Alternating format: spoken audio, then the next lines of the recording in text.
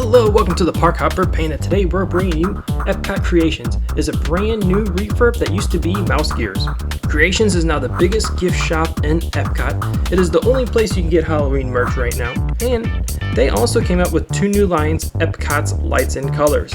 Up on the screen right here is the lights collection, and here is the colors. Also, while you're at the store, be on the lookout for the 5 different lines of the 50th merch. That's going to be very popular this year, so maybe want to snag that up whenever you see a chance to. There are some elements that reflect Mouse Gears. There are some Steam Stacks and creations that are a tribute to Mouse Gear, which is a nice little touch. Another fun fact about this new creation store is that the panels can be changed. We'll have to see how Epcot's going to utilize them. Maybe they'll change with all the different festivals or seasons. So there's always going to be a different look at the new Epcot Creations. We hope you enjoy the tour of Epcot Creations, and we'll see you next time on the Park Hopper Panda. Bye!